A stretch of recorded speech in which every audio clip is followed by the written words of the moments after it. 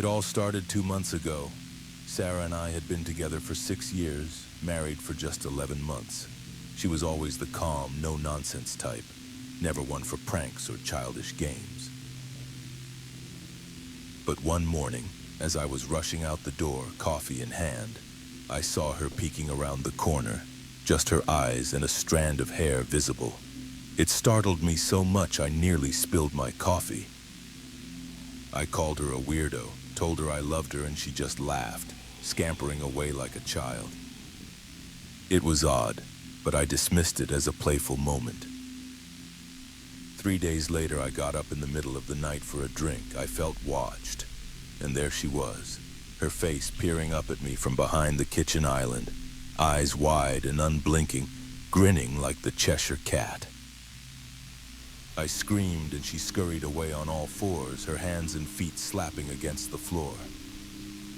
Later, she slept like nothing had happened, and when I brought it up, she just laughed it off. After that, it became a regular occurrence. I'd find her peeping at me from behind curtains, the couch, even from inside her grandmother's trunk, always with that unnerving grin. 2 weeks went by, and I tried to joke about it while watching Netflix. She just smiled and said, "Maybe I've just gotten better at it." That line stuck with me, making me paranoid. It was like she was peeking even when I wasn't noticing. I started to feel watched all the time, even when she wasn't around. Then it escalated. One night she went to a friend's. I decided to shower, trying to shake off the feeling of being watched. But when I opened my eyes, I nearly had a heart attack. Sarah's head was pressed against the shower curtain, hair wet, makeup streaming down her face, eyes wide and red, mouth twisted into that terrible grin. I screamed and backed away. She pulled her head back and slammed the bathroom door. I locked myself in for an hour, shaking with fear.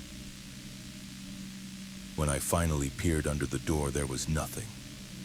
But then I heard a faint moan, sending chills down my spine.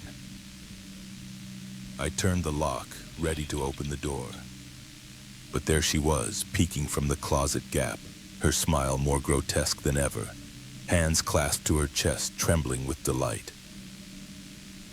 I bolted, grabbing my keys and running out the door. I drove to my brother Mike's place, 40 minutes away, still in my boxers, soaked and shaking. Sarah called and texted dozens of times, her messages worried and loving, but not a single mention of what she'd done. That difference in tone made it worse. Mike's wife, Lisa, said Sarah had come by that morning, asked if I was awake, and left. They seemed sympathetic but skeptical. Then they told me something that made my skin crawl. Sarah had looked awful, like she hadn't slept in days. I called Sarah's mother, Joan, hoping for answers. She was curt and unhelpful, telling me to seek professional help before hanging up. Her tone felt oddly urgent and clipped on that last phrase, which bothered me. It was like she knew something I didn't. The next morning, Mike and I returned to my house. The front door was ajar, and the smell of rot hit us like a wall. We checked the rooms, finding the wedding portrait on the staircase smashed, glass removed. Upstairs, the house felt abandoned. In our bedroom closet, I found dozens of eyeballs, pairs carefully laid out on the rug from small animals. The stench was overpowering. Mike went pale, and under the bed, curled up and watching us with ecstatic wide eyes, was Sarah. Her bloody hands were clasped together, trembling with excitement. When I moved closer, she lunged, stabbing at me with a shard of glass. I fell back, bleeding, as her focus shifted to Mike, her face changing from manic delight to a predatory glare. I tore down the stairs and out the front door, making it to the car just as she leapt on my back. I shook her off, fled, and Mike called 911. At the ER, I got 11 stitches in my arm and 3 in my back. The police searched the house, but Sarah was gone. I stayed at a motel an hour away. 40 minutes ago, an unknown number text arrived. 3 words. I found you.